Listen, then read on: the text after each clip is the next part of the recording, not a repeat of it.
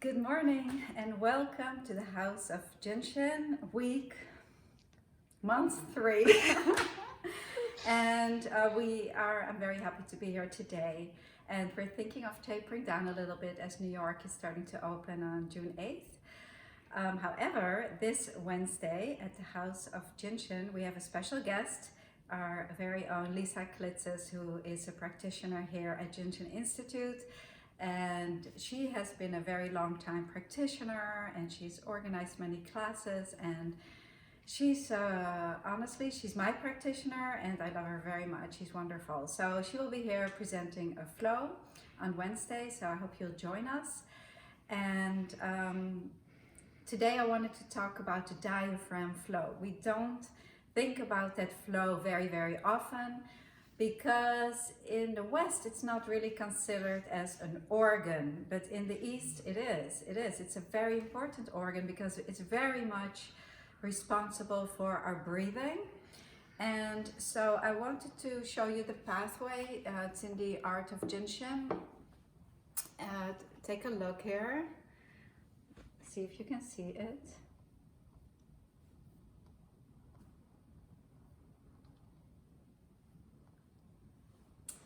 And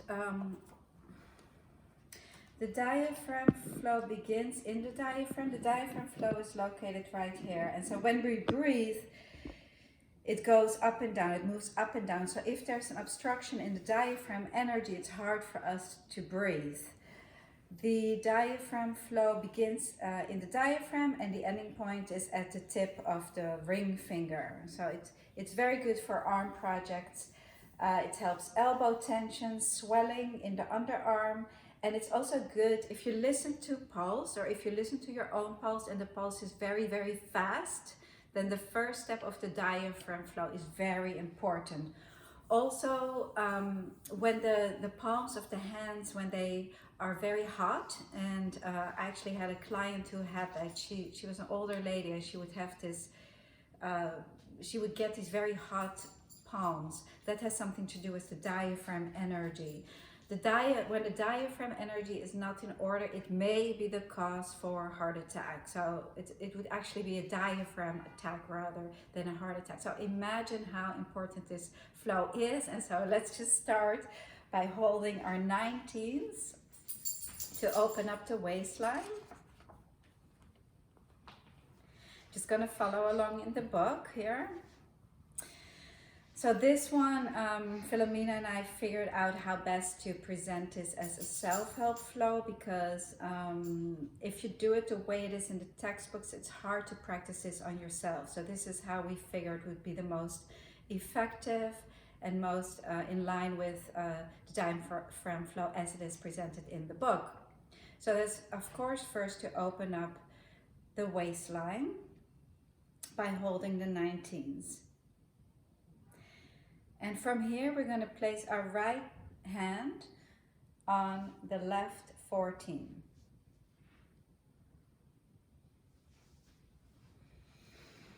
So this is the hold that you will do if the pulses of your client or your own are very fast. And and they need to be nice and slow. The pulse needs to be nice and even. So when you feel these pulses go too fast, this is the hold to use.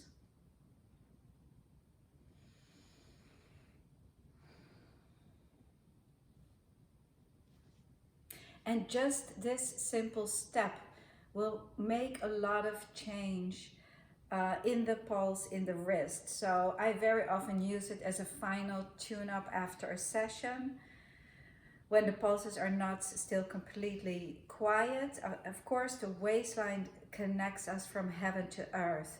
So if there's still some waistline stuff, then this hold will open that up.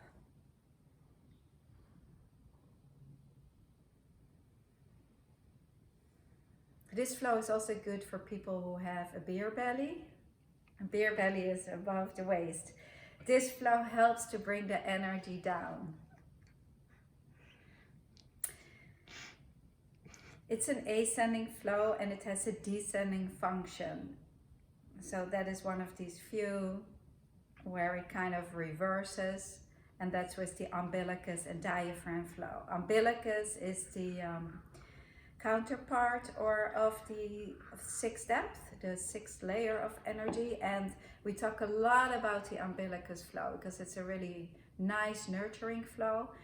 And at the same time, diaphragm, it's also very important that it's in order. And also for people who have asthma, sometimes they are stuck right here in the diaphragm area. So again, in that situation, we need to open up the waistline first.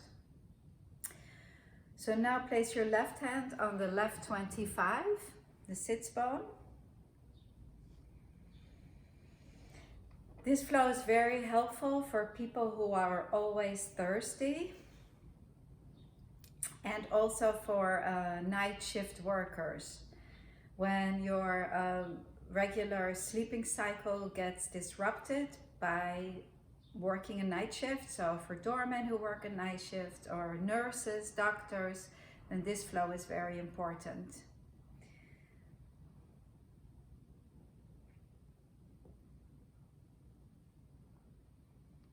The day is Monday, and so appropriately I thought today to do this flow is very good. It means that the umbilicus and diaphragm flow peak on Monday, the sixth step. The astrological sign is Sagittarius, so if you're a Sag, you may love this flow. And if it doesn't feel great for you, then, bring it in harmony. It tells you something that maybe it needs to be harmonized. And now place your right hand on the right SEL5, which is the inside of the ankle bone. So we're having left 25 and right SEL5. That's a powerful step. 5 helps to regenerate the body, and so does 25 on a different level. So powerful step for regenerating the whole body.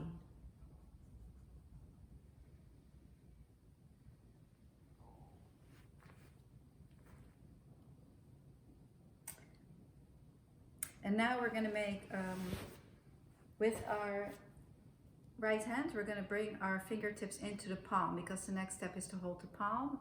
And so the easiest way to do it is like this.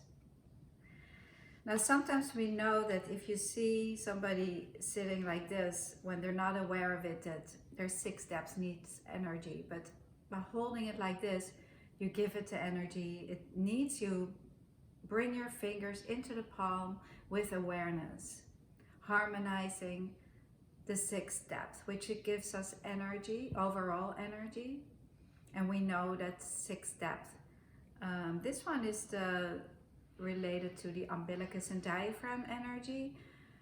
It is 6th depth, but it's a denser form of this universal energy, as it denses down from 6th depth, source energy, to our organ functions, diaphragm and umbilicus. And then the last step is holding the ring finger, because as we just started, it flows from the diaphragm to the ring finger. So you can hold the ring finger, and that finishes the diaphragm flow. This flow repairs the heart. It's for repairing the heart. So for heart projects, it's a very important flow. So please start to use it and see how you feel with it. Even if you haven't done it very often, it is very nice to start to incorporate flows that you haven't used as often, to become familiar with it, and then see how it feels. And you're broadening your repertoire, which is important to keep growing and to keep learning.